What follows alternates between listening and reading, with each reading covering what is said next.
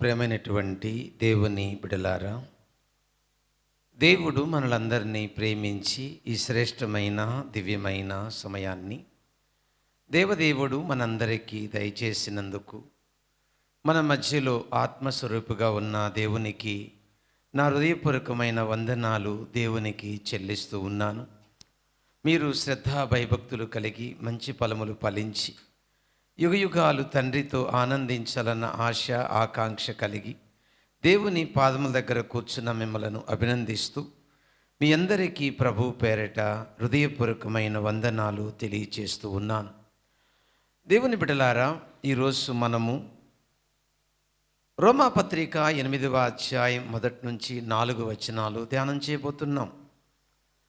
ఈ ధ్యాన భాగంలో ఇక నీవు మరణించవు అనే అంశాన్ని చూడబోతూ ఉన్నాం. ఈ అంశములో ప్రాముఖ్యమైన 3 భాగాలను మనము నేర్చుకుంటాం. మొదటి భాగము ఏమిటి అనగా, యేసుక్రీస్తునందు విశ్వాసము ద్వారా మరణము లేదు. రెండవ భాగం, యేసుక్రీస్తు జీవము ద్వారా మరణము లేదు.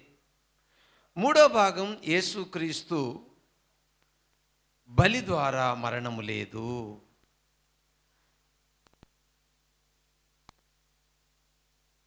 రోమాపత్రిక 8వ అధ్యాయం 1వ వచనములో మొదటి భాగాన్ని చూస్తాం, 2వ వచనములో 2వ భాగాన్ని చూస్తాం, 3, 4 వచనాల్లో 3వ భాగాన్ని చూస్తాం. ప్రార్థన చేసుకుందాం. ప్రేమ కలిగిన మా పరలోకపు తండ్రి,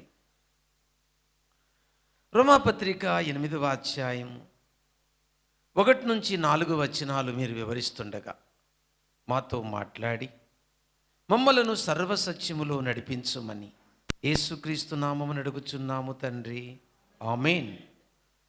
దేవుని బిడ్డలారా, రోమాపత్రికను మనము ప్రతి నెల 2వ ఆదివారం ధ్యానం చేస్తున్నాం. మీకు 2వ ఆదివారము వినే ప్రసంగం అర్థమవ్వాలంటే పోయిన నెలలో 2వ ఆదివారం విన్న ప్రసంగం విని రావాలి. అప్పుడు మీకు ఆ లింక్ దొరుకుతుంది. కాబట్టి మీరు ఇక మీదట 2వ ప్రసంగము ప్రతి ఆదివారం 2వ ఆదివారం వినే ఈ రోమాపత్రిక మీద ప్రసంగం వినేటప్పుడు ముందు ప్రసంగాన్ని ఒకసారి విని ఇది వినే ప్రయత్నం మీరు చేయగలిగితే మీరు బాగా వాక్యమును గ్రహించగలరు. ఓకే, మనము 7వ అధ్యాయములో దౌర్భాగ్యతను గురించి, అంటే దౌర్భాగ్యులు ధన్యులు కాగలరు అన్న అంశాన్ని మనం చూసాం. అది కంటిన్యూ అవుతుంది. 8వ అధ్యాయానికి వచ్చాము. 8వ అధ్యాయముతో నీతిలో ఎదుగుట అన్న ఈ ప్రధానమైన అంశం పూర్తవుతుంది. సో ఈ నీతిలో ఎదుగుట అన్న ఈ ప్రధానమైన అంశము 8వ అధ్యాయము ఎండింగ్కి అయిపోతుంది. మళ్ళీ క్రొత్త విషయాలు వస్తాయి 9వ అధ్యాయం నుంచి. ఈ 8వ అధ్యాయంలో ఇక నీవు మరణించవు అన్న టైటిల్ మీద 3 విషయాలు మనం చూస్తాం అనుకున్నాం కదా. మొదటి విషయం ఏంటంటే, యేసుక్రీస్తునందు లేక యేసుక్రీస్తునందు విశ్వాసము ద్వారా మరణము లేదు. మొదటి వచనాన్ని గమనిద్దాం. రోమాపత్రిక 8వ అధ్యాయము 1వ వచనాన్ని గమనిస్తే, కాబట్టి క్రీస్తు యేసు నందు ఉన్నవారికి ఏ శిక్షా విధి లేదు.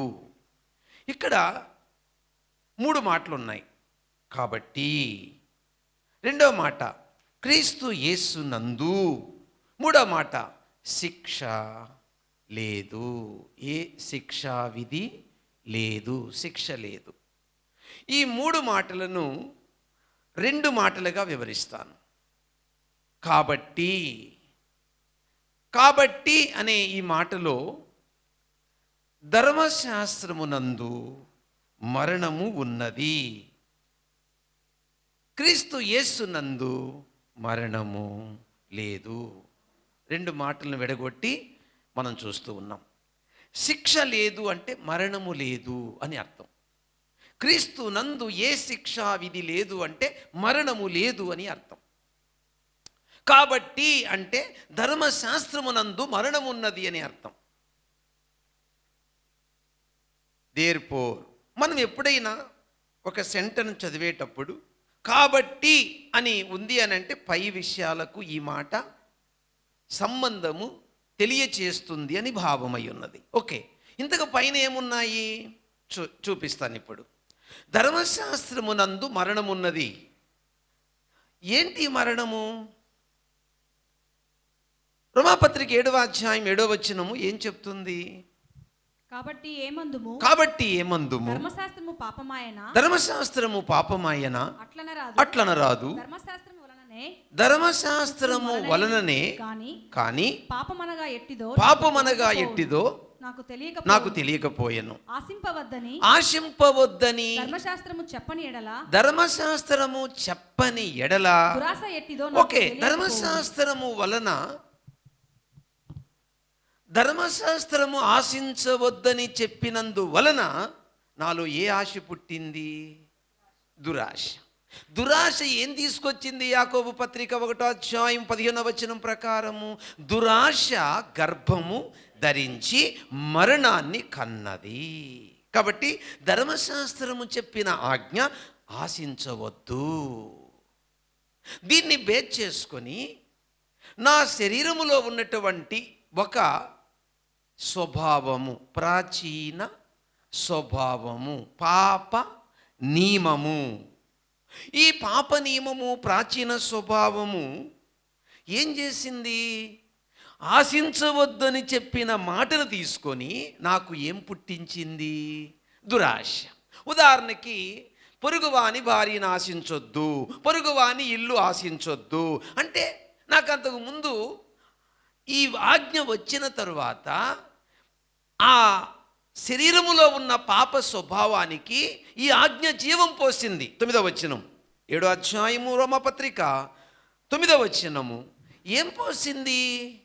పాపానికి జీవం పోసింది. చూసారా?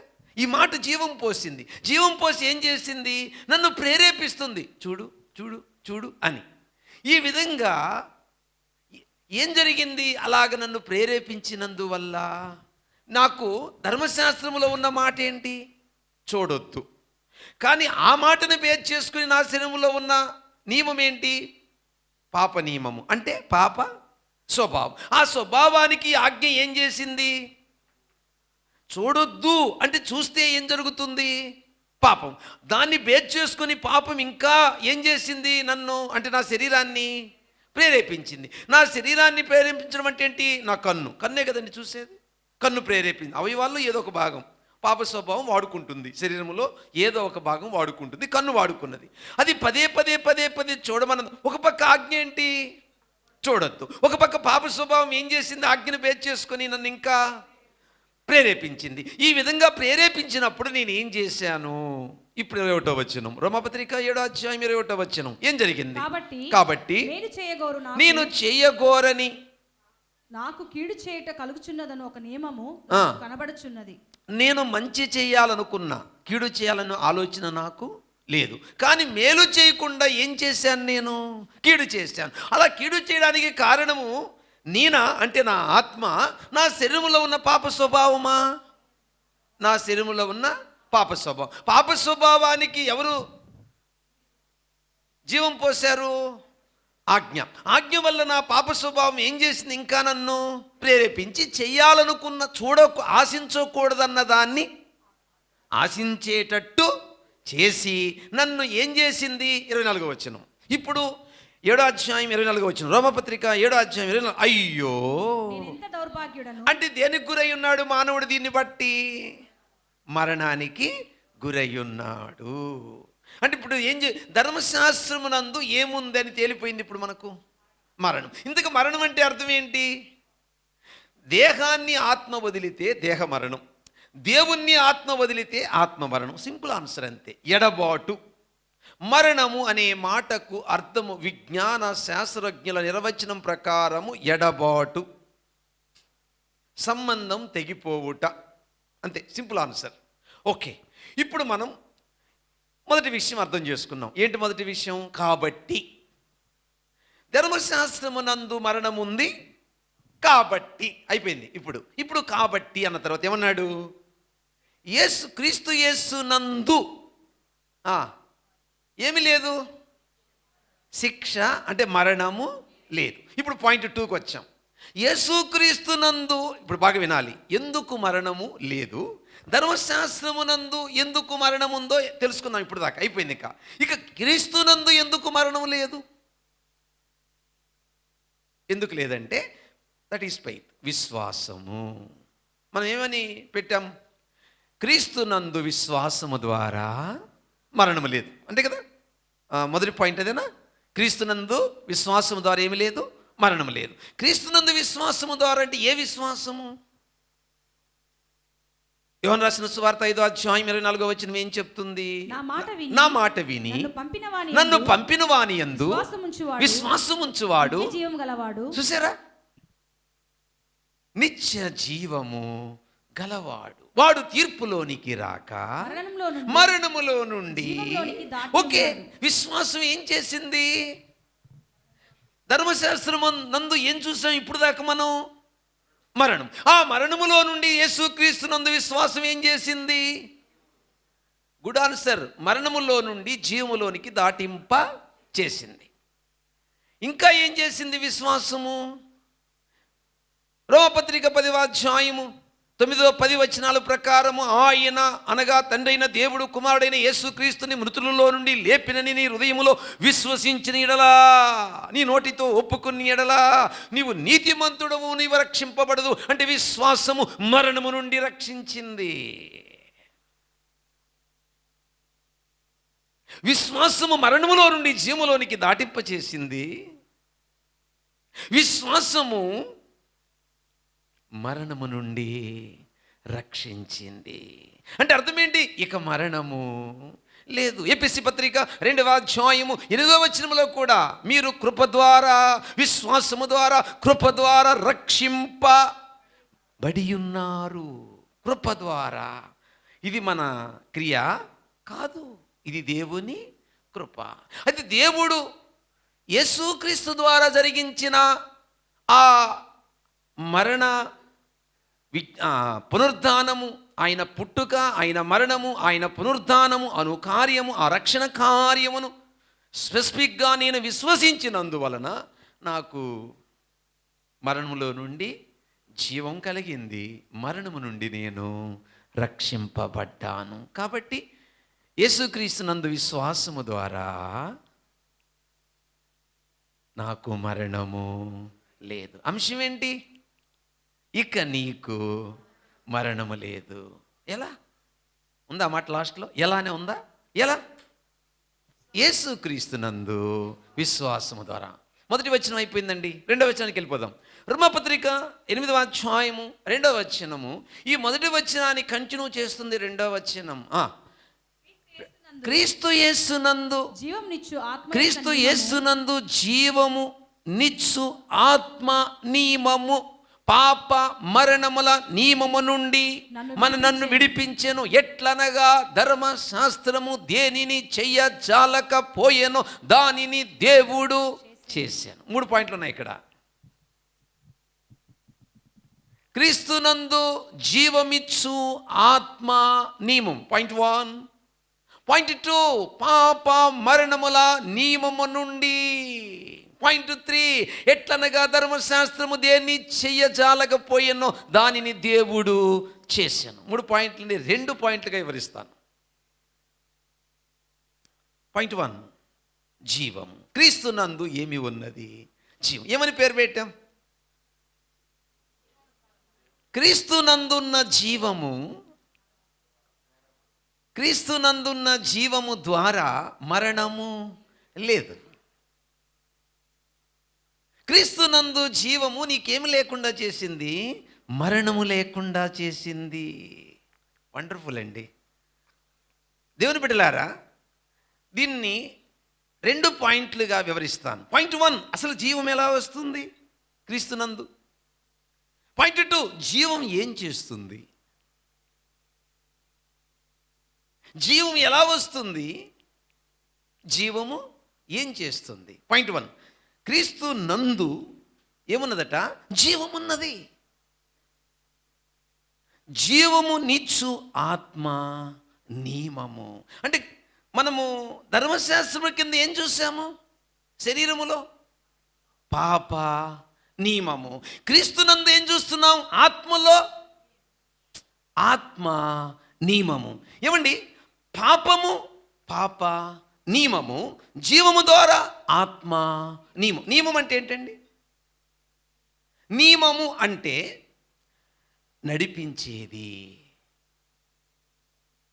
నిన్ను లీడ్ చేసేది, నిన్ను ఇష్టము లేకపోయినా ఇంకొక మార్గం గుండా తీసుకెళ్తుంది. అది పాప నియమం. కానీ ఆత్మ నియమం నీకు ఇష్టం లేకుండా కాదు, నీకు ఇష్టమైతేనే, నువ్వు అంగీకరిస్తేనే. పాయింట్ 1 ఏం చెప్పానండి? జీవం ఎలా వస్తుంది? ఎలా వస్తుందో చూడండి. యోహాను రాసిన సువార్త 5వ అధ్యాయం 40వ వచనం. యోహాను సువార్త 5:40 ప్రకారము, అయితే నీకు జీవము కలుగునట్లు నీకు నా యొద్దకు రానొల్లరు. చూసారా, జీవం ఎలా వస్తుందటండి? యేసు క్రీస్తు నొద్దకు ఎవరు వస్తే వాళ్ళకి ఏమొస్తుంది? జీవం వస్తుంది. Good answer. ఇప్పుడు మీరు అందరూ ఎవరి దగ్గరకు వచ్చారు? యేసు క్రీస్తు దగ్గరికి. ఇప్పుడు ఎందుకు కూర్చున్నారు ఇక్కడ? మీరు ఆయన మాటలు వినుటకు కూర్చున్నారు. మరి ఆయన యొద్దకు రావడం జీవమైతే ఆయన మాటలు విన్నా కూడా జీవం వస్తాయా? ఎస్ అని చెప్తుంది బైబిల్. యోహాను రాసిన సువార్త 6వ అధ్యాయం 63వ వచనం ఏం చెప్తుంది? ఆత్మయే జీవింపచేయుచున్నది, శరీరము కేవలము నిష్ప్రయోజనము.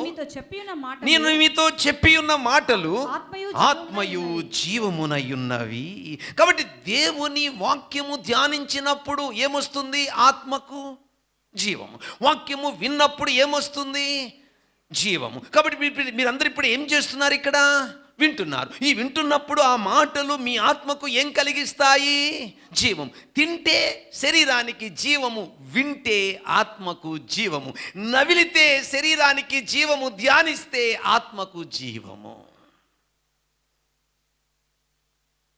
దేవుని బిడ్డలారా, దేవుని వాక్యము ఎలా జీవాన్ని ఇస్తుంది? యేసుప్రభువే వాక్యం కదండి. ఆయన యొద్దకు రావడం, ఆయన మాటలు వినడం. యోహాను రాసిన సువార్త 17వ అధ్యాయం 3వ వచనం, యేసు క్రీస్తును ఎరుగుటయే నిత్య జీవం. బా, ఎంత వండర్ఫుల్ వర్డ్స్ అండి, ఎంత అద్భుతమైన వాక్య పదాలండి. దేవుని బిడ్డలారా వినండి. వాక్యము అర్థమయ్యే కొలది, వాక్యము గ్రహించే కొలది, వాక్యాన్ని ఎరిగే కొలది చెప్పండి ఏమొస్తుంది? సమృద్ధి, జీవం. నా గొర్రెలకు జీవమిచ్చుటకు, సమృద్ధి జీవమిచ్చుటకు నేను వచ్చేతిని. యోహాను రాసిన సువార్త 10:10లో, దొంగతనమునకును హత్యకును నాశనము చేయుటకు వచ్చును, నేను జీవమిచ్చుటకు, అది సమృద్ధిగా ఇచ్చుటకు నేను వచ్చి తిని. Note this point. ఆత్మకు జీవం ఎలా వస్తుందో చెప్పానండి. ఇంకా ఎలా వస్తుందో ఆత్మకు జీవము? ఇంకా ఎలా వస్తుందో ఆత్మకు జీవం? యోహాను రాసిన మొదటి పత్రిక 1వ అధ్యాయము 9వ వచనము, మన పాపములు మనం ఒప్పుకుని ఎడలా ఆయన నీతిమంతుడు నమ్మదగిన వాడు గనుక మన ప్రతి పాపము నుండి, ప్రతి దుర్నీతి నుండి ఆయన రక్తము మనల్ని కడిగి మనలను పవిత్రపరచును. ఒప్పుకోలండి, కన్ఫెషన్, ఒప్పుకోలు. ఎప్పుడైతే వాక్యము నన్ను వెలిగిస్తుందో, ఆ వెలుగులో నన్ను నేను పరీక్షించుకుంటానో, నా లోపములను గుర్తించి ఒప్పుకుంటానో, ఒప్పుకున్నప్పుడు ఆయన రక్తం నన్ను కడగడం వల్ల చెప్పండి నా ఆత్మకి ఏమొస్తుంది? జీవము. ఇంకా మార్కు రాసిన సువార్త 11వ అధ్యాయం 25వ వచనం ఇలా చెప్తుంది, మీరు ప్రార్థన చేయనప్పుడల్లా ఎవరి మీద విరోధము ఉన్నట్లయితే ఏం చేయాలి? వారిని మీరు క్షమించాలి. మనము ఇతరులను క్షమించడం వల్ల నా ఆత్మకు జీవం వస్తుంది. ఒక భార్యాభర్తలు ఉండేవారు, వాళ్ళిద్దరికీ గొడవలు వచ్చాయి. ఎందుకు గొడవలు వచ్చాయంటే ఆయన ఇంకొక ఆమెను తెచ్చుకున్నాడు, ఆమె భరించలేకపోయింది, లాస్ట్కి డైవర్స్ తీసుకున్నారు. ఆ తర్వాత ఎవరి పాటికి వాళ్ళు జీవిస్తూ ఉన్నారు. అనారోగ్యానికి గురైంది. కారణం ఏంటంటే భర్త ఇంకొక ఆమెతో ఉన్నాడు, డైవర్స్ తీసుకుంది, ఒంటరి మహిళగా మిగిలిపోయింది. సో ఆ కారణం చేత 2 కాళ్ళు పనిచేయట్లేదు. చక్రాల కుర్చీ మీద ఆమె చర్చికి వస్తూ ఉంది, వాక్యం వింటుంది, వెళుతుంది. ఒకరోజు దైవ సేవకుడి దగ్గరికి వెళ్ళి విషయం చెప్పింది. అయ్యా, నేను ప్రపంచంలో ఎన్ని రకాల వైద్యము ఉందో కనుగొని అన్ని రకాల వైద్యాన్ని తీసుకున్నా, బట్ నో హీలింగ్. బట్ ఎందుకు నా జీవితంలో స్వస్థత రావడం లేదు చెప్పండి. ఆ మాట అడిగినప్పుడు దైవజనుడు ఏడ్చాడు, ప్రార్థన చేశాడు, కానీ స్వస్థత రాలేదానికి. అప్పుడు ఈ దైవజనుడు దేవుని దగ్గర విచారణ చేశాడు. దేవా, ఎందుకు ఈమెకి స్వస్థత ఇవ్వలేదు అని. దేవుడు చెప్పాడు, ఆమె చట్టపరమైన డైవర్స్ తన భర్తకి ఇచ్చింది, కానీ లీగల్గా. బట్ ఆమె ఆధ్యాత్మిక హృదయములో ఇంకా భర్తతో కాపురం చేస్తుందని చెప్పాడు ఆయన. అప్పుడు ఆయన వచ్చి అడిగాడు, అమ్మా, దేవుడు ఇలా చెప్పాడు, చట్టపరమైన డైవర్స్ ఇచ్చావట నీవు, బట్ ఇన్నరగా ఆధ్యాత్మికంగా నీ భర్తకి ఇంకా నువ్వు డైవర్స్ ఇవ్వలేదట అని అంటే, వెంటనే ఎక్కడ లేని కోపంతో వాడు చావాలి, వాడి 2 కాళ్ళు పడిపోవాలి అని స్టార్ట్ చేసిందట. అంటే ఈమె తన భర్త వెళ్ళిన రోజు నుంచి ఏమని స్టార్ట్ చేసింది, ఆ ఇంటికి పోకుండా వాడు 2 కాళ్ళు పడిపోవాలి, 2 కాళ్ళకు పక్షవాతం రావాలి. ఇంకొచ్చింది పక్షవాతం. అప్పుడు దైవజనుడు చెప్పింది ఏంటంటే, మీరు అంటే దేవుడు మిమ్మల్ని క్షమించినట్టు మనుషుల అపరాధములు మీరు క్షమించని ఎడల మీ పరలోకపు తండ్రి మిమ్మలను క్షమించాడు. జీవం గుర్తుపెట్టుకోండి, చాలాసార్లు మనం ఇలాంటి పొరపాట్లు చేస్తుంటాం. అది నేచర్ ఆఫ్ సిన్, మీ తప్పు కాదు. మన శరీరంలో ప్రాచీన స్వభావం ఉంది, అది మీరు క్యాచ్ చేయాలి, ఆ పాయింట్ని క్యాచ్ చేయాలి. కొంచెం జాగ్రత్తగా వినండి. సెకండ్ టైం మళ్ళీ యూట్యూబ్లో వినండి, ఎందుకంటే చాలా చాలా అద్భుతమైన సబ్జెక్టు ఇది. మీకు అర్థమైతే మీ జీవితంలో చాలా పెనుమార్పులు జరుగుతాయి. దేవుని బిడ్డలారా, వినండి ఏం జరిగిందో. మొత్తానికి మీ ప్రార్థన చేయడం ప్రారంభించింది. ఏమని? ప్రతిసారి ప్రార్థనలో శపించేది దైవజనుడు ఇచ్చిన సలహా మేరకు క్షమించడం ప్రారంభించింది. ప్రభువా, ఏ వ్యక్తి నాకు అన్యాయం చేశాడో అతన్ని క్షమించు, ఏ వ్యక్తి నాకు అన్యాయం చేశాడో అతన్ని దీవించు. చాలా కష్టమైంది ఆ ప్రార్థన చేయడం, కానీ తప్పదు ఇక, ఎందుకంటే బైబిల్లో ఉంది కదా, దేవుడు చెప్పినట్టు వినాలి కదండి. స్టార్ట్ చేసింది. అలా చేయగా ప్రార్థించగా ఒకరోజు ప్రార్థనలో హఠాత్తుగా ఒక విద్యుత్తు మనం తాకినప్పుడు ఎలా ఒళ్ళు జల్దరిస్తుందో అలా పరిశుద్ధాత్మ శక్తి ఆమెని తాకగా 2 కాళ్ళు ఆమెకు వచ్చేయండి. ఆ పరిశుద్ధాత్మ కార్యము ఆమెలో జరగడం ఎంత అద్భుతం అంటే, క్షమాపణలో జీవముంది. మీరు ఎవరి మీదైనా అత్త మీదో, లేకుంటే మా అమ్మ మీదో, కోడల మీదో, లేకపోతే భర్త మీదో, భార్య మీద ఏ ఉంటాయి పొరపాటు లేకుండా. అందరూ వీఆర్ నాట్ పర్ఫెక్ట్, మనం ఎవరు పరిపూర్ణము కాం. బట్ బైబిల్ చెప్తుంది ఏంటంటే, మనము ఇతరులను ఏం చేయాలి, ఎట్లా ముందు పాయింట్ ఏంటమ్మా? యోహాను రాసిన మొదటి పత్రిక 1:9 ఏం చూసాం? మనము పాపములను ఒప్పుకుని ఎడల ఆయన ఎవరు? నమ్మదగిన వాడు. అంటే మనం ఒప్పుకుని ఆయన మనల్ని ఏం చేశాడండి? ఒప్పుకున్నప్పుడు క్షమించాడు.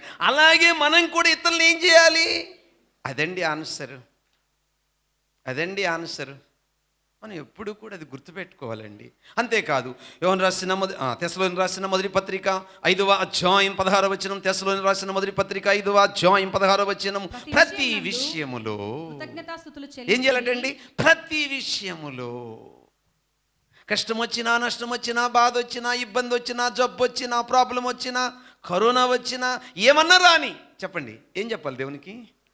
కృతజ్ఞతాస్తుతులు. దేవా, నీ అనుమతి లేకుండా రెంట్కు రాలేదు కదా స్వామి, నీ అనుమతి లేకుండా పిచ్చుక రాలేదు కదయ్యా, నీ అనుమతి లేకుండా భూప్రపంచంలో ఏది జరగదు కదయ్యా, నీ యొక్క అనుమతిలో నైనా సూర్యుడు పనిచేస్తున్నాడు, చంద్రుడు పనిచేస్తున్నాడు, నక్షత్రములు పనిచేస్తున్నాయి, ఈ భూగోళం పనిచేస్తుంది కదయ్యా, వాటి కక్షలై పనిచేస్తున్నాయి కదయ్యా. నీ అనుమతి లేకుండా భూప్రపంచంలో ఏది జరగదు కదయ్యా. నువ్వు స్వరక్తం ఇచ్చి నన్ను సంపాదించావు కదయ్యా, నేను నీ బిడ్డన కదయ్యా, నేను నీ సొత్తు కదయ్యా.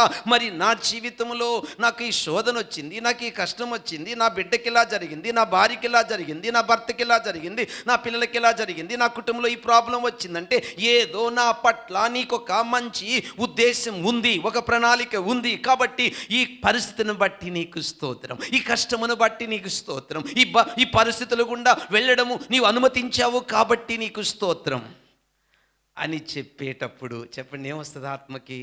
జీవం. ఎన్ని రకాల జీవాలు చెప్పాను, క్యాచ్ చేయగలిగారా మీరు? ఒకటి, దేవుని యొద్దకు వచ్చినప్పుడు జీవం వస్తుంది. 2, వాక్యము విన్నప్పుడు జీవం వస్తుంది. 3, లోతుగా వాక్యాన్ని ఎరిగినప్పుడు జీవం వస్తుంది. 4, మనము దేవునితో మాట్లాడి మన పాపాలు ఒప్పుకున్నప్పుడు జీవం వస్తుంది. మనము ఇతరులను క్షమించినప్పుడు జీవం వస్తుంది. మనము అన్ని విషయాల్లో దేవుణ్ణి స్తుతించినప్పుడు జీవం వస్తుంది. ఓకే అండి, ఈ జీవం ఏం చేస్తుంది? పాయింట్ 1 అయిపోయిందండి. పార్ట్ 2లో ఉన్నాం మనం. పార్ట్ 2లో రోమపత్రిక 8వ అధ్యాయం 2వ వచనంలో ఉన్నాం. 2వ వచనంలో 2 పాయింట్లు అని చెప్పాను. పాయింట్ 1 అయిపోయింది, జీవం ఎలా వస్తుందో. ఇప్పుడు ఆ జీవం ఏం చేస్తుంది? ఏమండి? పాప మరణముల నియమము నుండి విడిపిస్తుంది. అంతే, సింపుల్ ఆన్సర్. అక్కడే ఉందన్నమాట. ఆ జీవం ఏం చేస్తుందంటే పాప మరణముల నియమము నుండి విడిపిస్తుంది. ఎట్లా? యోహాను రాసిన సువార్త 1వ అధ్యాయము 4వ వచనము, ఆయనలో జీవం ఉండెను, ఆ జీవము మనుషులకు వెలుగైంది. అంటే జీవం ఏం చేస్తుంది చెప్పండి? వెలిగిస్తుంది. ఎప్పుడైతే నన్ను వెలిగిస్తుందో నేనేం చేస్తాను? నా లోపాన్ని గుర్తిస్తాను, నా బలహీనతను గుర్తిస్తాను, నేను ఎక్కడ పడిపోయానో గుర్తిస్తాను, నేను ఏ తప్పు చేశానో గుర్తిస్తాను, నేను దేవుని ఎక్కడ దుఃఖపెట్టానో గుర్తిస్తాను. ఎప్పుడైతే నేను అలా గుర్తిస్తానో అప్పుడు ఏం జరుగుతుంది? యోహాను రాసిన మొదటి పత్రిక 3వ అధ్యాయము 9వ వచనం. యోహాను రాసిన మొదటి పత్రిక 3వ అధ్యాయము 9. వానిలో ఆయన బీజము ఉండును గనుక వాడు పాపము చేయడు. అసలు ఇది తెలుగులో కొంచెం తప్పు ఉంది. గ్రీకులో పాపములో కొనసాగా లేడు. చూసారా? కాబట్టి ఈ సమృద్ధి జీవము ఏం చేస్తూ వచ్చిందంటే, ఒక పక్క నా శరీరంలో పాప స్వభావము నన్ను ఏం చేస్తూ వచ్చింది? ప్రేరేపిస్తూ వచ్చింది. నా పాప స్వభావం నన్ను ప్రేరేపించిన ప్రతిసారి నేను ఏం చేస్తూ వచ్చాను? పాపం చేస్తూ వచ్చాను. పాపం చేసిన ప్రతిసారి నేను ఏ కేక వేస్తున్నాను? అయ్యో నేనెంత దౌర్భాగ్యుడను. అయితే ఇప్పుడు నేను ఎక్కడున్నాను?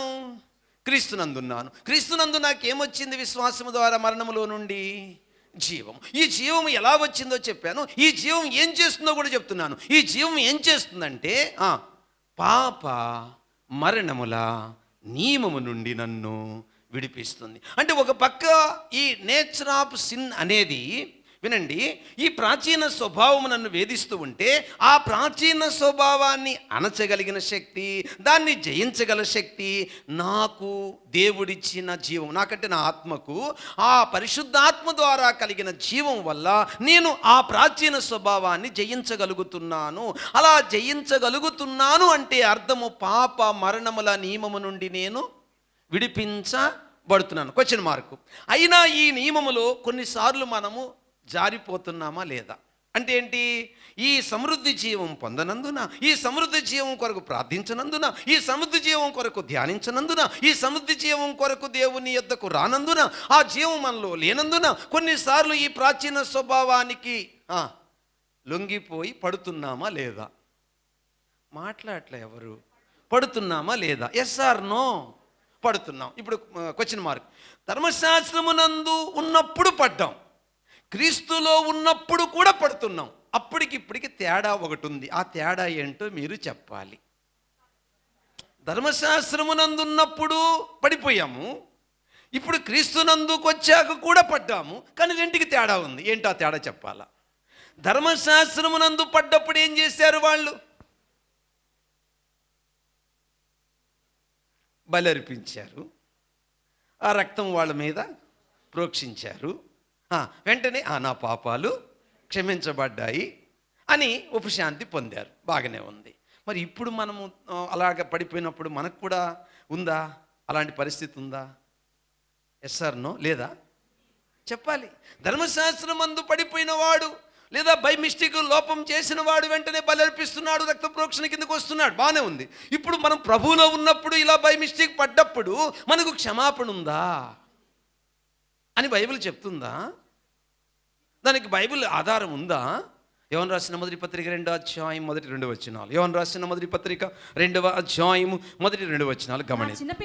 చిన్నపిల్లలారా మీరు పాపము చేయకుండుటకై ఈ సంగతులు మీకు రాయిచున్నాను. ఎవడైనను ఎవడైనను పాపం బై మిస్టేక్ పొరపాటు అయిపోయింది, ఈ జీవము ఆ సమృద్ధి జీవముతో నేను పాప నియమాన్ని జయించకుండా బై మిస్టేక్, బై ఛాన్స్ కాదు, డోంట్ మిస్అండర్స్టాండ్, బై మిస్టేక్ నేను ఒకవేళ పడితే ఏం చేయాలి? మీరు నీతిమంతుడైన యేసుక్రీస్తును ఉత్తరవాది తండ్రి యొద్ద మనకున్నాడు, ఆయనే మన పాపములకు ఉన్నాడు.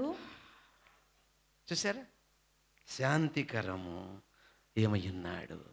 ఆయన మనకే కాదు సర్వలోకమునకు శాంతికరమై ఉన్నాడు.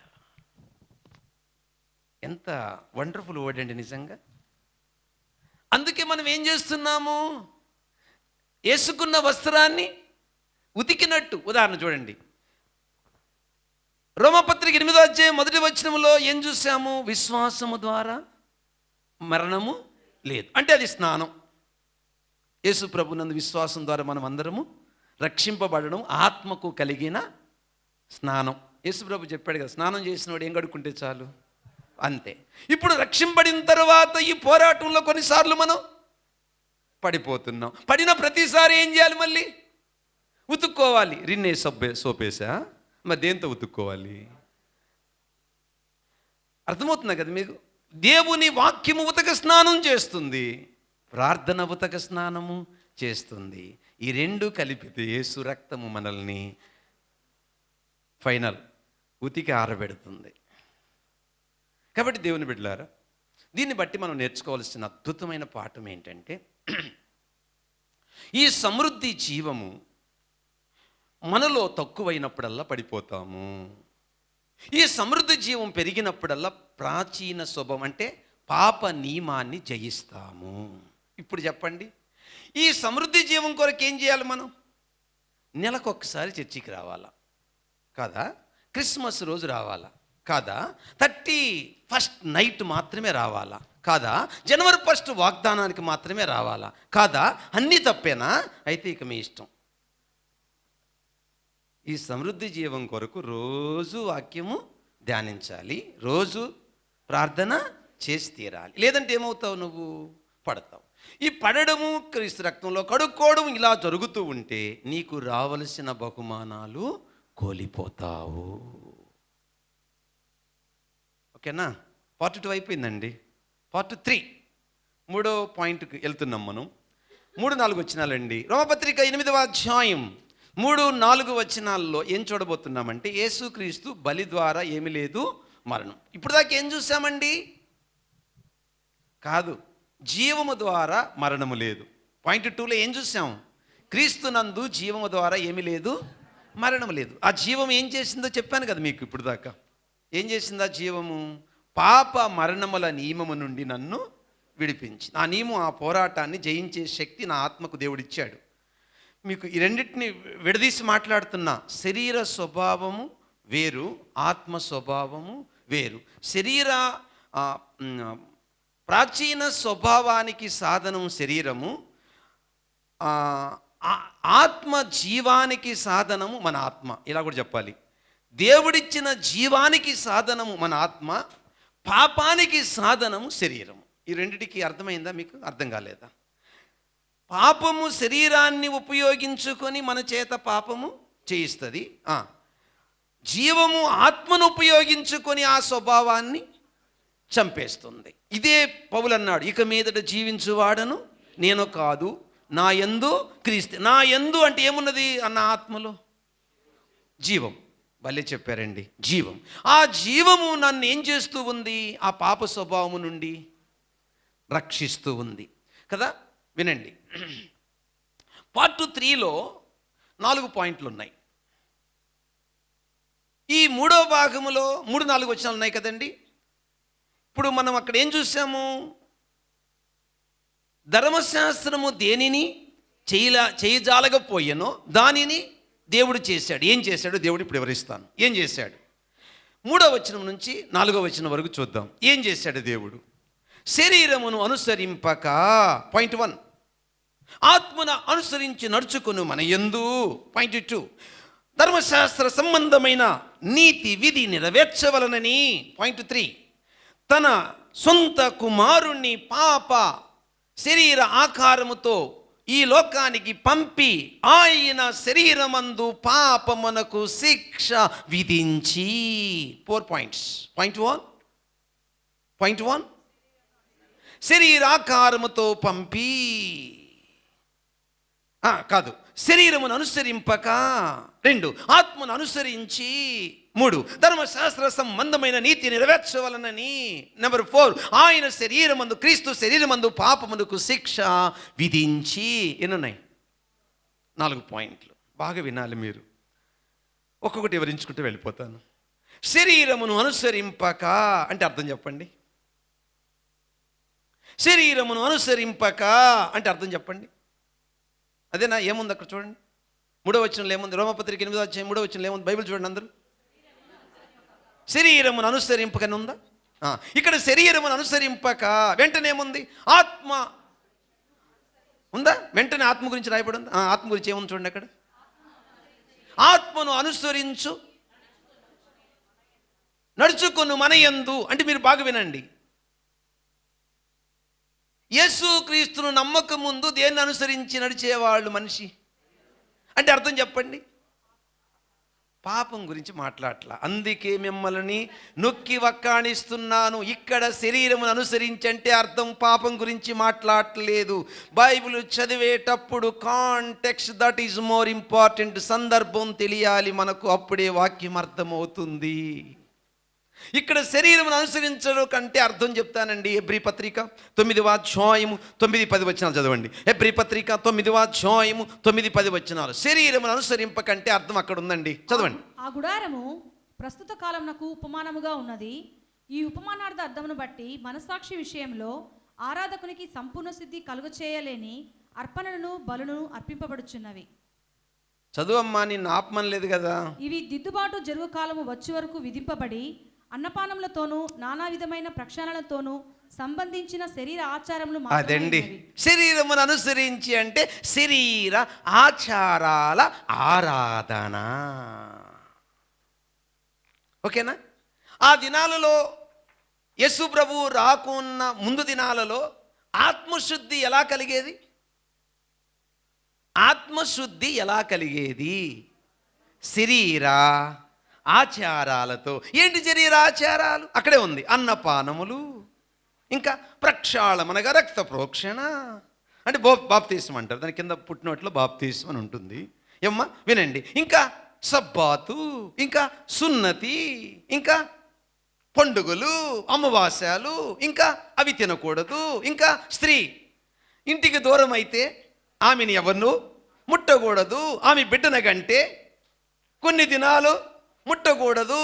అర్థమైందా?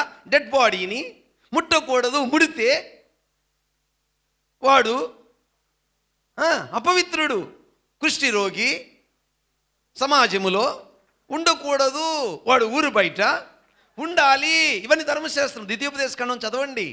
ఇవన్నీ శరీర సంబంధమైన ఆచారం. ఈ ఆచారాలతో వాడు ఏం చేయాలి? దేవుణ్ణి ఆరాధించాలి. విశ్రాంతి దినమున ఏ పని? అది ఆరాధన. అర్థమవుతుందా మీకు పాయింట్? ఈ విధంగా శరీర సంబంధమైన ఆచారాలతో ఆ దినాల్లో మనిషి దేవుడిని ఏం చేసేవాడు? ఇలా ఆరాధించినప్పుడు ఆత్మకు శుద్ధి వచ్చిందా రాలేదా? బెత్తం తీసుకొని కొడతాం మిమ్మల్ని. మళ్ళీ చదువు పాప. ఇప్పుడు అందుకే చదివించా మీకు. హెబ్రీ పత్రిక 9వ అధ్యాయం 9వ వచనం చదవండి. ఆ గుడారము ప్రస్తుత కాలమునకు ఉపమానముగా ఉన్నది. ఈ ఉపమానార్థ అర్థమును బట్టి మనస్సాక్షి విషయంలో ఈ శరీర సంబంధమైన ఆచారాలుతో దేవుణ్ణి ఆరాధించినప్పుడు ఏం జరిగింది? చదువమ్మా. మనస్సాక్షి విషయములో ఆరాధకునికి సంపూర్ణ సిద్ధి అంటే సిద్ధి కలిగిందా? శరీర సంబంధమైన ఆచారాల వల్ల ఆత్మకు శుద్ధి కలిగిందా కలగలేదా? ఏంటండి అక్కడ ఏముంది? సంపూర్ణ సిద్ధి అంటే అర్థం ఏంటి? అసలు కలిగిందా కలగలేదని ఆ మాటకు అర్థమేంటి? మీకు తెలుగు రాదండి. సంపూర్ణ సిద్ధి కలగలేదంటే కలిగింది తాత్కాలికంగా అని అర్థం. తెలుగు నేర్చుకోండి సార్. అస్సలు కలగలేదని ఉంది అక్కడ. ఏమని ఉంది అక్కడ? సంపూర్ణంగా కలగలేదంటే ఎలా కలిగినట్టు? అమ్మయ్యా, వెలిగిందా బొలుపు? తెలుగు నేర్చుకోవాలి మీరు. దేవుని బిడ్డలారా, శరీర సంబంధమైన ఆచారాల వల్ల ఏం జరిగిందంటే, ఉదాహరణకి బై మిస్టేక్ నా ప్రాచీన స్వభావం వల్ల ఏమైపోయాను? ఏదో ఒక పాపంలో పట్టాను. ఆ పాపము నా అంతరాత్మ అనే వ్యక్తి ధర్మశాస్త్రాన్ని బట్టి సంతోషిస్తున్నాడుగా, అంటే నాకు ఆజ్ఞలు తెలుసుగా. వెంటనే నేను గుర్తించి యాజకుని దగ్గరికి వెళ్ళాను. యాజకుడు నా నిమిత్తం ఒక పశువుని బలర్పించి ఆ రక్తాన్ని ఏం చేశాడు? నా మీద ప్రోక్షించాడు. నేను ఆ విషయాన్ని నమ్మానా లేదా? చెప్పండి త్వరగా. నమ్మాను. నమ్మగానే నా ఆత్మకి ఏం కలిగింది? శుద్ధి. మళ్ళీ పోయి ఇంకో పాపం చేశా. అప్పుడు ఏం జరిగింది? ఉన్న శుద్ధి పోయింది. అది దాని అర్థం. అర్థమైందా? Not permanent, temporary. బట్ ఇలా శరీర సంబంధమైన ఆచారాల వల్ల మనస్సాక్షికి సంపూర్ణ సిద్ధి కలగలేదు. ఇప్పుడు మనకు లేవండి స్త్రీలారా, గుర్తుపెట్టుకోండి. మీకు ఏమైనా ఇబ్బంది అయితే రావద్దు, కానీ మనకు ఆచారాలు లేవు. ఇంటికి దూరం అయితే చర్చికి వెళ్ళకూడదు, నో ప్రాబ్లం. మీకు ఇబ్బంది అయితే ఓకే, బట్ మనకైతే ఆచారాలు లేవు. డెడ్ బాడీని తాగితే ఇక డ్యాష్ డ్యాష్ ఏం లేవు, మనకు ఏం లేదు. అలాగని స్నానం చేయొద్దని కదా కొంపి సట్ అనుకున్నారు. శుభ్రతను పాటించండి. ఆత్మకు సంబంధించిన విషయాలు కావు. అందుకే చూడండి, చేతులు కడుక్కోకుండా నీ శిష్యులు భోజనం చేస్తున్నారు, పారంపర్యాచారము చొప్పున ఎందుకు మీ వాళ్ళు ఆజ్ఞ అతిక్రమిస్తున్నాడు? దేవుడు అన్నాడు. ఏమన్నాడు చెప్పండి? సింపుల్గా ఏమన్నాడు చెప్పండి? బయట నుంచి లోపలికి వెళ్ళేది అపవిత్రపరచదు, లోన్ నుండి బయటకు వచ్చేదంటే వాళ్ళు ఏమనుకున్నారు? లోన్ నుంచి బయటికంటే లిట్ని అనుకున్నారు. అర్థమైందా? సో అంతా మిస్అండర్స్టాండింగే.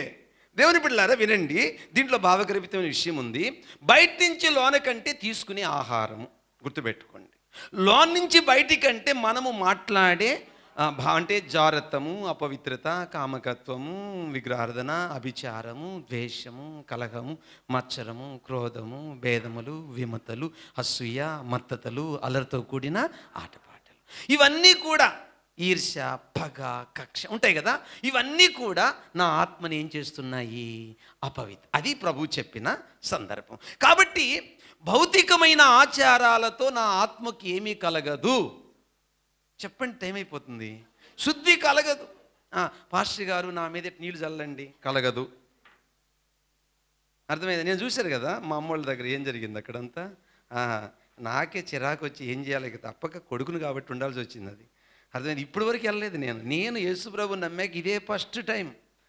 ఇక తల్లి కాబట్టి అలా బాధతో వేదంతో నిలబడాల్సి వచ్చింది అక్కడ. అంత భయంకరమైన పరిస్థితి. ఎందుకంటే అది ఒక మూఢనమ్మకం. దోషం పోదట. అందుకే 2 సార్లు వర్షం పడింది, అయినా సిగ్గురాల. అర్థమైంది? గమనించారా మీరు? మిగతా రోజులు వర్షం లేదు. ఆ చచ్చిపోయిన రోజే వర్షము, ఆ కర్మ రోజే వర్షం. అది వాళ్ళ కర్మ. అర్థమవుతుందా తల్లి? ఆచారాలు ఇంత భయంకరమైన ఆచారాలండి. అబ్బబ్బబ్బబ్బబ్బా. కాబట్టి మానవుడు భయముతో బతుకుతున్నాడు. భయముతో ఏంటి? అందుకే ఆ టైటిల్ పెట్టింది ఈరోజు, ఇక నీకు మరణం లేదు. ఆ మాట వింటేనే ఎంత ధైర్యం వేస్తుందో. దానికోసమే యూట్యూబ్ ఓపెన్ చేస్తారు కదా. ఇక నీకు మరణము లేదు. అసలు కరోనా వచ్చి ఎంత వేధించింది మనుషుల్ని. ఓకే, అయితే ఇప్పుడు మనం చెప్పుకున్న విషయం ఏంటంటే, విశ్వాసము ద్వారా ఆత్మకి ఏమొచ్చింది? జీవం. ఇప్పుడు ఎప్పుడైతే నా ఆత్మకు జీవం వచ్చిందో, నా ఆత్మ ఏం చేసింది? పాప నియమాన్ని అనుస్తూ వచ్చింది. ఆ కారణము చేత ఇక నాకేమీ లేదు. గుడ్ ఆన్సర్, భలే చెప్పారండి. కానీ చాలా మందికి అర్థం కాక మళ్ళీ వెనక్కి వెళ్ళిపోయారు. చూద్దాం వాళ్ళు ఎవరు. గలతీ పత్రిక 3వ అధ్యాయం 1 వచనం చూడండి. గలతీ పత్రిక 3వ అధ్యాయం 1 నుంచి కొన్ని వచనాలు. త్వరగా స్పీడ్గా వెళ్ళాలి, నాకు హెల్ప్ చేయండి. గలతీ పత్రిక 3వ అధ్యాయం 1 నుంచి కొన్ని వచనాలు. ఓ అవివేకులైన గలతీయులారా, మిమ్మల్ని ఎవరు భ్రమ పెట్టెను? సిలువ వేయబడిన వాడైనట్టుగా యేసుక్రీస్తు మీ కనులెదుట ప్రదర్శింపబడెను కదా, ఇది మాత్రమే మీ వలన తెలుసుకొనగోరుచున్నాను. ధర్మశాస్త్ర సంబంధ క్రియల వలన ఆత్మను పొందితిరా? విన్నారా? శరీర సంబంధమైన ఆచారాల వల్ల ఆత్మను పొందితిరా, లేక విశ్వాసం వలన వినుట వలన పొందితిరా? యేసుక్రీస్తునందు విశ్వాసము ద్వారా ఆత్మను పొందితిరా. చదువురా. మీరు ఇంత అవివేకులైతిరా? మీరు ఇంత వివేకులైతిరా. మొదట ఆత్మానుసారముగా ఆరంభించి, అంటే మొదట యేసుక్రీస్తునందు విశ్వాసం ద్వారా పొందిన జీవాన్ని బట్టి ఆత్మానుసారంగా ఆరంభించి, ఇప్పుడు శరీరానుసారముగా మళ్ళీ నేను సబ్బాతు ఆచరిస్తాను, నేను మళ్ళీ సున్నతి పొందుతాను, మళ్ళీ నేను అమావాస్యాలు పౌర్ణాలు చేస్తాను, మళ్ళీ నేను ఇదిగో ఆచారాలు ధర్మశాస్త్రం సంబంధమైన పాటిస్తానంటే ఏమైంది మీ జ్ఞానము, ఏమైంది మీ వివేచన? అవివేకులారా అంటాడు, ఉందన్నమాట. వివేకము లేనివారులారా. వివేకం ఉండాలండి, వివేకం ఉండాలి. అర్థమైందా? ఇంత చెప్పినా మన వాళ్ళు పెళ్ళిళ్ళకి రాగానే, సార్ ఏ రోజు బాగుంది, పాస్టర్ గారు చెప్పనులేండి. ఎంత దారుణం అండి. సెంటిమెంటే కాదండి మంచి రోజు చూసుకోవడం అన్నది, సెంటిమెంటే కాదు. ఒక మంచి రోజు చూసుకున్నామంటే నీకు సెంటిమెంటే కాదు. దేని మీద సెంటిమెంట్ నీకు? ఇప్పుడే చెప్పాను కదండి, ఆచారాల మీద. రేవతి ఒక్కటి సవాల్ చేసి నిలబడింది, ఒక్కడి జైలు హిందూ ఆచారం. పైకి లేమ్మ, అందరు చూస్తారు, చప్పలు కొట్టండి. తాలి బొట్టు కూడా కట్టలామి, ఇంకేం కావాలి మీకు? పసుపు దారమేనా, దాన్ని ఏమంటారు? పసుపు దారమే కదమ్మా. పసుపు దారం కట్టలా, మనోళ్ళకి చెప్పినా కూడా కట్టేశారండి. హిందూ కుటుంబంలో పుట్టి, హిందూ కుటుంబంలో పెరిగి, హిందూ కుటుంబంలో మునిగి తేలి, హిందూ కుటుంబంలో విగ్రహారాధన పూజ చేసిన ఆమె వాటికి గుడ్ బై చెప్పి వాటిని పెంటతో సమానంగా ఎంచుకుంది. క్రైస్తవులమై ఉండి క్రైస్తవ కుటుంబంలో పుట్టి క్రైస్తవ కుటుంబంలో పెరుగుతూ వాటిని జయించలేని దౌర్భాగ్య స్థితిలో మనం ఉన్నామండి. ఆమెను చూసి సిగ్గుపడాలి మనం. నేనైతే మా పిల్లలకి చెప్పేశా, ఇవన్నీ నేను చేయను, మీకు పెళ్ళి లేకపోయినా పర్లేదని చెప్పా. వాళ్ళకు కూడా అదే చెప్తారు రేపు నేను. అట్టయితేనే రండి, లేకుంటే అంతే, గెట్ అవుట్. ఆచారాలు భయంకరమైన మూఢనమ్మకం, దేవుణ్ణి దుఃఖపెట్టినట్టేనండి. దేవుడు ఎంత బాధపడతాడండి ఆయన, ఎంత బాధపడతాడు ఆయన. శరీరమును అనుసరింపక అయిపోయిందండి పాయింట్ 1. మరి ఏం అనుసరించాలి? ఆచారాలు లేవండి, చెప్పండి. సింపుల్ ఆన్సర్ చెప్పండి అందరూ. ఏ ఆచారాలు మనకు లేవు. నువ్వు ప్రార్థన చేసుకో, ఏ రోజైనా ఇల్లు కట్టుకో, ప్రార్థన చేసుకో, ఏ రోజైనా ప్రయాణం చేయి, ప్రార్థన చేసుకో, నడిపింపుని బట్టి వెళ్ళిపో, అంతే. ఆత్మ నడిపింపుని బట్టి వెళ్ళిపో. ఇప్పుడే వస్తున్నాను, అక్కడికే వస్తున్నాను. రెండోది ఏంటి?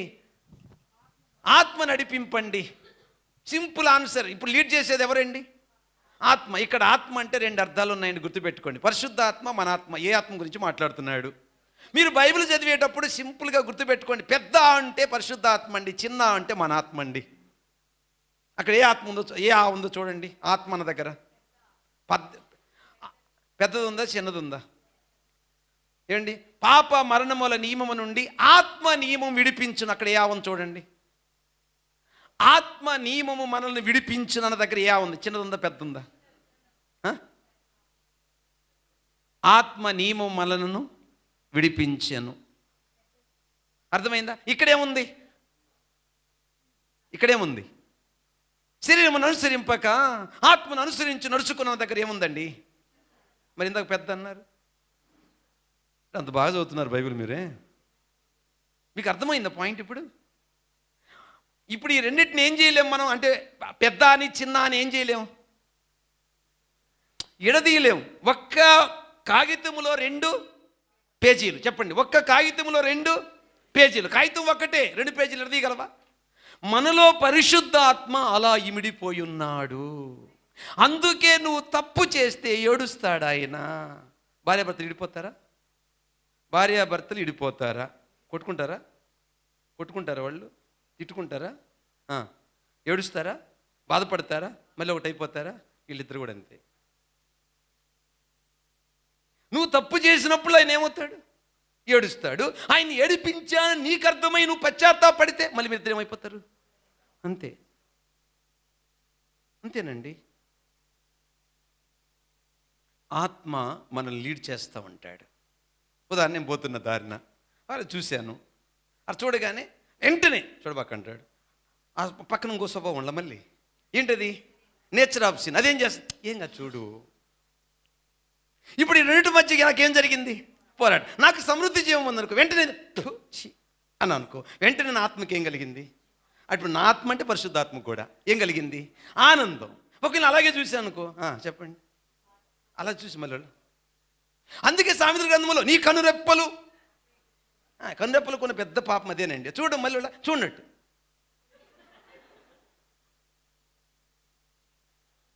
ఎన్ని పాపాలు చేస్తున్నామండి మనం రోజు? మాటతో పాపం చేస్తున్నాం, కంటితో పాపం ఒక్కరిని బతుకుతామండి. ఈ విధంగా లెక్కేసుకుంటూ పోతే మొత్తం నరకానికి పోవాలి. కానీ దేవుడు ఎంత అద్భుతం చేశాడండి యేసుప్రభు. యేసుప్రభు లేకపోతే మనకు గత్యంతరము లేదు. మన లైఫ్ని ఎంత అద్భుతంగా ట్యూన్ చేశాడు యేసుప్రభు. నిజంగా ఆత్మ నడిపింపు. ఈ ఆత్మ గురించి ఒక చిన్న మాట చెప్తానండి. యేసుప్రభు సమరయ స్త్రీతో మాట్లాడుతూ యోహాను రాసిన సువార్త 4:24 అమ్మా, ఇక మీదట ఆరాధించేవారు ఇలా ఆరాధిస్తారో తెలుసా తల్లి?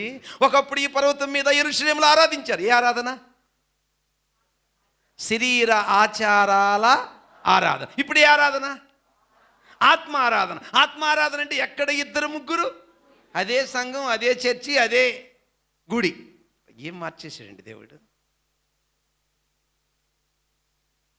ఇక మీదట ఆయన్ని ఆరాధించువారు, ఈ తెలుగులో తప్పుపడిందండి, ఆత్మతో కాదు ఆత్మలో.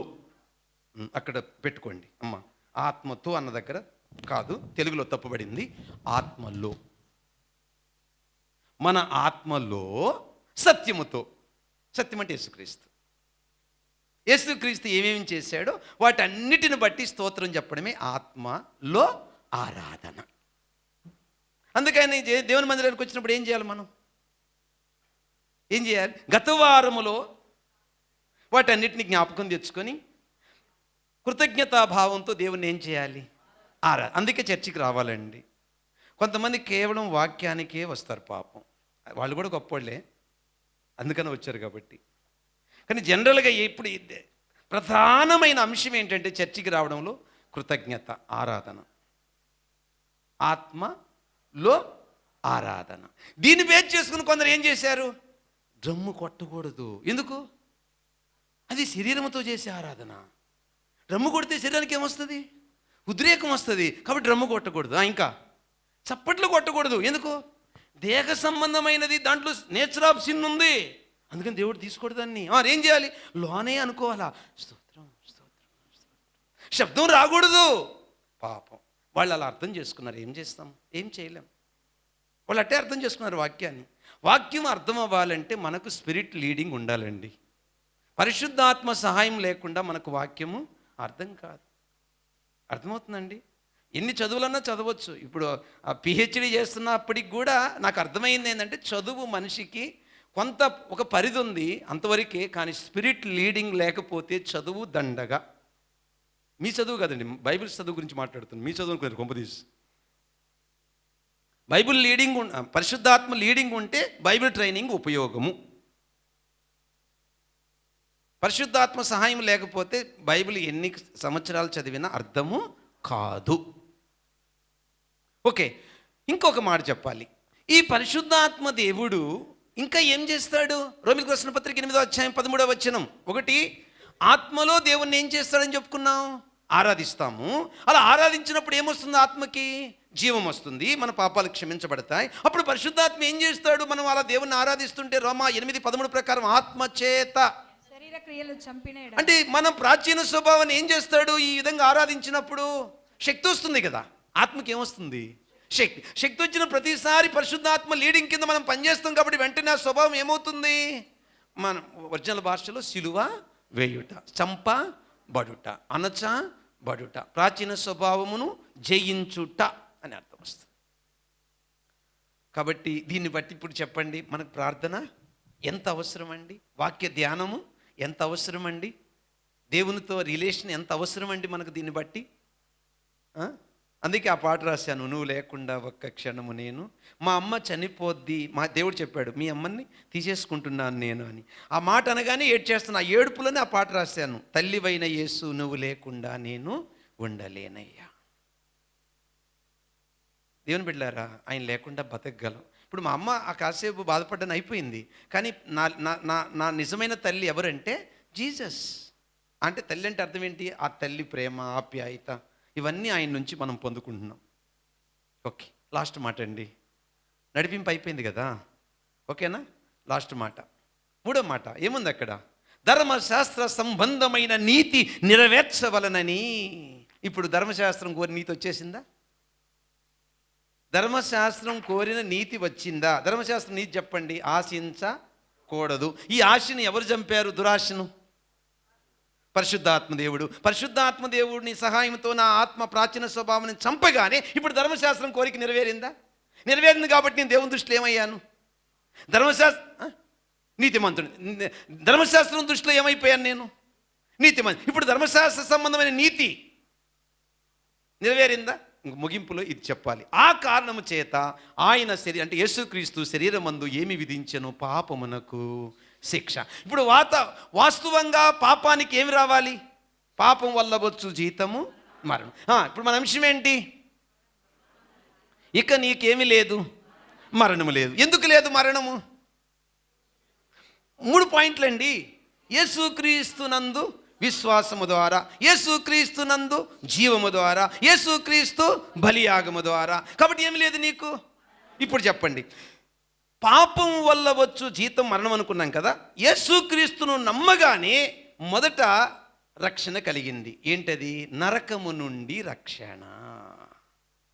2, ఆ జీవముతో ప్రాచీన స్వభావాన్ని జయించిన ప్రతిసారి రెండో రక్షణ కలుగుతుంది. పాపము శక్తి నుండి రక్షణ. 1 శిక్ష నుండి రక్షణ అంటే నరకం. 2 పాప శక్తి. దీన్ని ఇంగ్లీషులో penalty of sin, power of sin, nature of sin. Nature of sin అంటే ప్రాచీన, పెనాల్టీ ఆఫ్ సిన్ అంటే పాపము యొక్క శిక్ష. నేచర్ ఆఫ్ సిన్ ఇంకోటి ఏంటి? పవర్ ఆఫ్ సిన్ అంటే పాపము యొక్క శక్తి. రోజు పాపం ఏం చేస్తుంది? శోధిస్తుంటుంది. ఆ శోధించిన ప్రతిసారి దేవుని శక్తితో ఏం చేస్తున్నాం? దాన్ని అనుస్తున్నాం. ఇలా కూడా చెప్పొచ్చు. Positional sanctification, progressive sanctification, perfect sanctification. Positional sanctification ఎప్పుడు వచ్చింది? పైన చూడండి సార్, విశ్వాసం రోజు. ప్రోగ్రెసివ్ సాంక్టిఫికేషన్ ఎప్పుడు వచ్చింది? రెండో భాగం చూడండి, జీవం పొందుకునే కొలది. పర్ఫెక్ట్ సాంక్టిఫికేషన్ ఎప్పుడు వచ్చింది?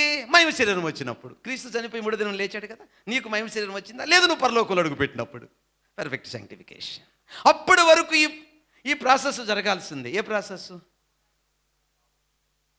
ప్రాచీన స్వభావాన్ని జయించడం అనేది జరుగుతూనే ఉండాలి. అర్థమైపోయిందా? పాఠం సమాప్తం. ఏంటి మన అంశం? ఇక నీవు మరణించవు. డాష్ ఎలా? యేసుక్రీస్తునందు, యేసుక్రీస్తు బలి యాగము ద్వారా ఇక నీకు మరణము లేదు. Praise the Lord. అందరూ లేచి నిలబడదు. ఓకే, తలలు వంచండి, కళ్ళు మూసుకోండి.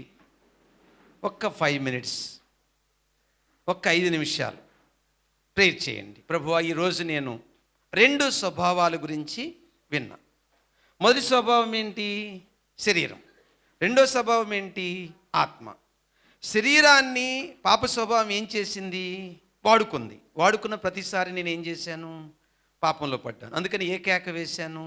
అయ్యో నేనెంత దౌర్భాగ్యం. అలాంటి కేకకు రక్షించే నాదుడు లేడు. కానీ ఇప్పుడు యేసుక్రీస్తునందు విశ్వాసం ద్వారా ఏమయ్యాను? మరణంలో నుండి జీవంలోకి వచ్చినప్పుడు కొన్నిసార్లు సమృద్ధి జీవం లేక ఏమయ్యాను? పడిపోయి. ఆ పడిపోయినప్పుడు మళ్ళీ అప్పుడేసిన కేకే మళ్ళీ వేస్తున్నా. ఏమని? అయ్యో నేనెంత. అలా కేకేసిన ప్రతిసారి హక్కున ఆదుకునే యేసు నీవు నాకున్నావు.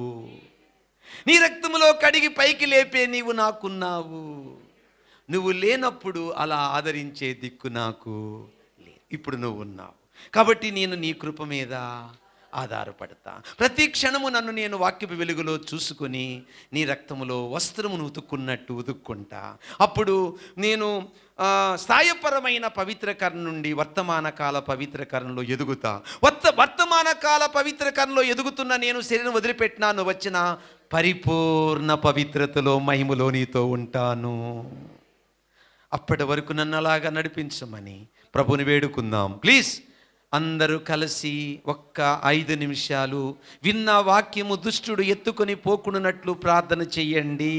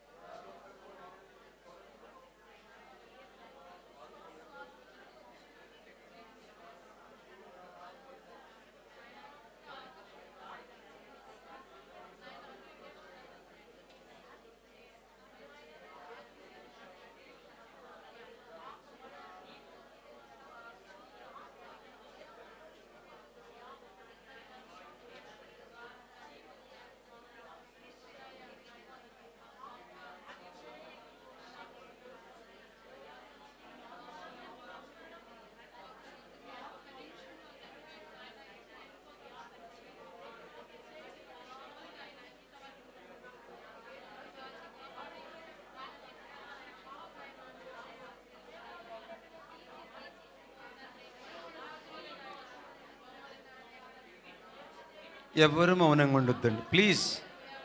Open every mouth, open every mouth please.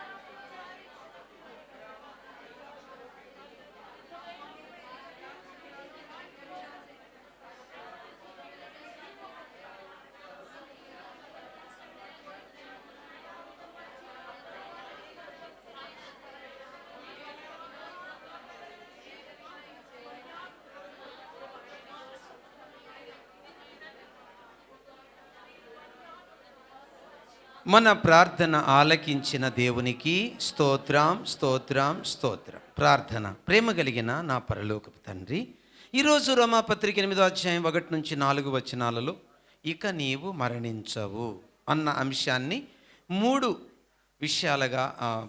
అంశాలుగా వివరించినందుకు నీకు మహిమ కలుగును గాక. ప్రభువా, విశ్వాసము ద్వారా మేము మరణించము, జీవము ద్వారా మరణించము. దీనంతటి కారణము నీ కుమారుడు మా ప్రభు యేసయ్య బలియాగము ద్వారా ఎప్పటికీ మేము మరణించము. అంటే నీతో మా సంబంధము ఎప్పటికీ తెగిపోదు అనే గొప్ప రహస్యాన్ని బయలుపరిచినందుకు వందనాలు.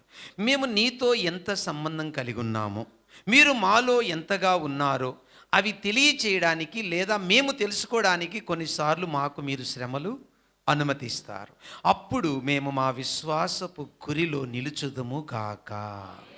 నీ బిడ్డలకున్న ప్రాచీన స్వభావము జయించే ఆత్మ స్వభావము కలుగునుగాక. మీ బిడ్డలను వేధిస్తున్న ఈ నేచర్ ఆఫ్ సిన్ ప్రాచీన స్వభావాన్ని జయించడానికి సమృద్ధి జీవము కలుగునుగాక. పరిశుద్ధాత్మ శక్తి మీ బిడ్డలలో ప్రవహించునుగాక. ఆత్మ నింపుదల కొరకు, ఆత్మ సమృద్ధి జీవం కొరకు ఎడతెగక ప్రార్థించుదురుగాక. వాక్యం మీద మనసు పెట్టి ధ్యానించుదురుగాక. ఆచార భక్తి చెయ్యకుండా నిజముగా పూర్ణ హృదయముతో నిన్ను వెదుకుతురుగాక. లోకాన్ని, శరీరాన్ని, పాపాన్ని జయించే జై జీవితము నీ బిడ్డలకు కలుగునుగాక. తండ్రి, కృపను, జీవమును, ఆశీర్వాదం ఆశీర్వాదమును ఆరోగ్యమును నీ ప్రజల మీదకి విడుదల చేయగా ప్రజలు ఆమెన్ అని పలికారు. ఆమెన్ అనగా అలాగా జరుగునుగాకని మీరు చెప్పారు. ఏ బిడ్డను ఏ వ్యాధులు వెంటాడుతున్నాయో, ఏ బిడ్డను సైతానుడు వెంటాడుతున్నాడో, ఏ బిడ్డను దుష్టుడు వెంటాడుతున్నాడో, యేసు నామమున మీ బిడ్డలను వేధిస్తున్న వ్యాధులు మాయమైపోవును గాక. మీ బిడ్డలను వేధిస్తున్న దుష్టుడు లయమైపోవును గాక. అపవాది శక్తులు యేసు నామమున మీ అగ్నితో కాలి లయమైపోవును గాక. మీ పరిశుద్ధ అగ్నితో దుష్టుడు కాలిపోవును గాక. మీ రెండంచుల ఖడ్గముతో దుష్టుడు నరకబడును గాక. ప్రతి కుటుంబంలో నెమ్మది కలుగును గాక. ప్రతి కుటుంబంలో సమాధానము కలుగును గాక. ప్రతి బిడ్డలో ఉన్న వ్యాధులు యేసు నామమున మాయమైపోవును గాక. సమస్త జ్ఞానముకు మించిన దేవుని సమాధానం మీ బిడ్డల ప్రాణాత్మలకు కలుగును గాక. తండ్రి, కృపను, జీవమును, ఆశీర్వాదమును, ఆరోగ్యమును నీ ప్రజల మీదకి విడుదల చేయగా ప్రజలు ఆమేన్ అని పలకగా మీరు వారిని స్వస్థపరిచారు. మహిమ, ఘనత, ప్రభావములు మీకే కలుగునుగాక. ఈ మనవులు యేసుక్రీస్తు నామమున అడుగుచున్నాము తండ్రి. ఆమేన్. దయచేసి కూర్చోండి.